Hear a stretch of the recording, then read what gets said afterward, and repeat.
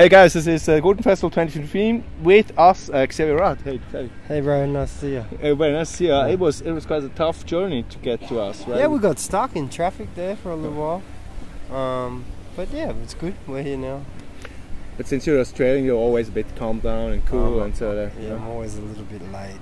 I try not to be, but somehow that happens. Yeah. Is it the first time you were in Switzerland? No, I've been here a few times before, and it's always nice to come here. You know, I love Switzerland. Whenever I see it on the tour, I'm like, yeah, cool, Switzerland. It's cool. I like it. It's a nice place. Now you have weather like in the outback. Yes. Well, not quite as hot. No, not, but not quite as hot. Actually, yeah. it was, but yeah. Yeah. This is like a nice day in the outback. That's good. Yeah. Oh, we are melting. Here everybody's melting. Yeah. Right. Yeah. But I learned you're from Melbourne originally, right? Yeah, originally, yeah. So that's not that tough in climate question. Like cold in the winter. Yeah. Yeah. Not like snowing, but like low, nearly zero sometimes. Yeah. Sure. Sure. And fun fact for the Swiss people, winter is when we're in summer. Yeah, right now actually. We were just saying there's record lows in Australia. Like Queensland, there's snow in places where it didn't snow for like 40 years. Oh really? Yeah, it's like really cold. It's a really cold winter there. Is it true that the toilet flushes the other way in Australia? I believe that is true. Huh? You never checked that out when you were in Europe? I heard about it, but I don't know. I never found the time. You're somewhere else with your mind. This might be a task to give to your bass player. Yeah, true. That's true. That's true. Yeah. How many people are in your band, by the way? There's 8. 8 people. Yeah. So, but yeah, that's a huge crowd. Do you sometimes leave someone back in a rest stop, and then you're like, oh damn, we lost the bass player. Trumpet player usually. Trumpet player. And where did you find out? On stage?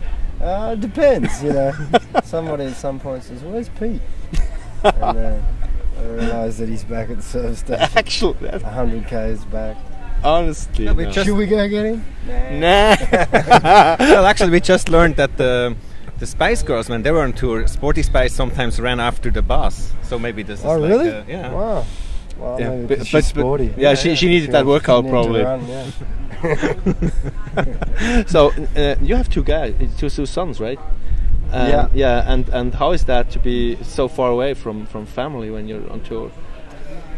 Are you getting used to that? Yeah, I mean, I've been doing it a long time, and I miss them, but I don't know. You know, like when I'm home, I get a lot of time with them because I don't work, so I'm like, you know, all day and all night I'm there to spend time. So, you know, a lot of fathers go to work in the morning, come back late. So I don't know, I think it's okay. And because we do have time apart, I think there's a real respect there for each other because we miss each other. That, you know, you don't take each other for granted. You really, there's a lot of love, you know, when you're together. So it's cool. Is it with you the same that leaving is harder than to be apart then? Yeah, it's true. Yeah, usually like the week before I leave, I feel pretty shit, and then I'm fine. Once I'm gone. And then you're in another world. Yeah. And then when you come back, the missus let you compensate and says, "I'm now out for drinks. You take the kid."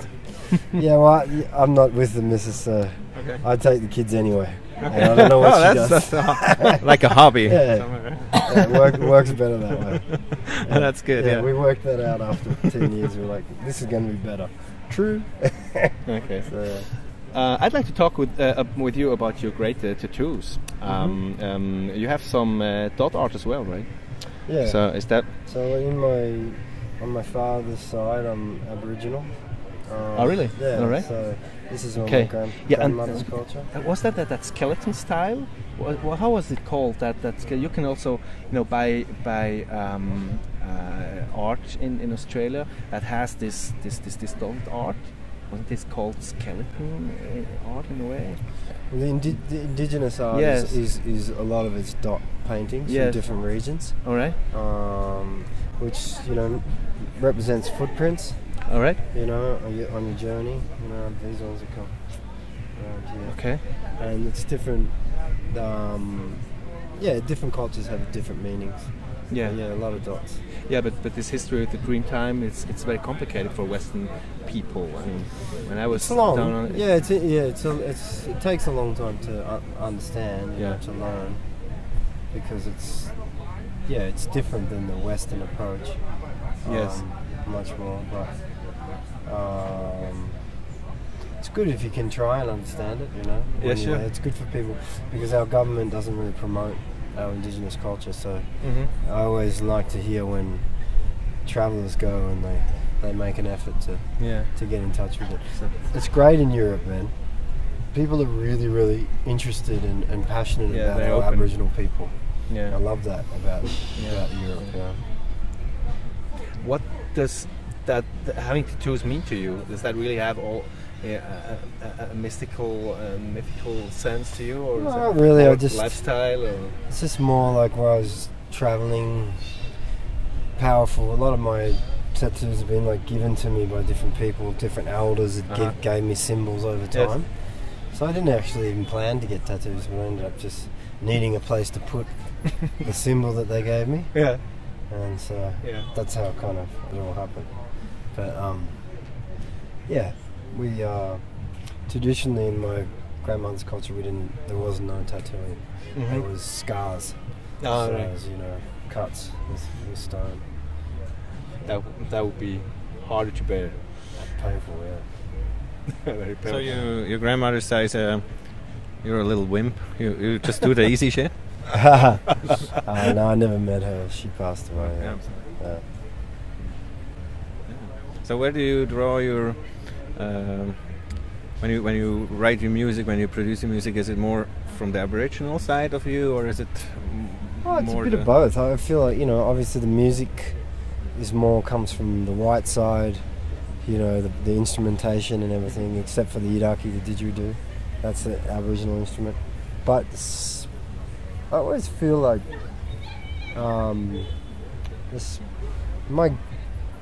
my great-grandmother disappeared when she had my grandmother.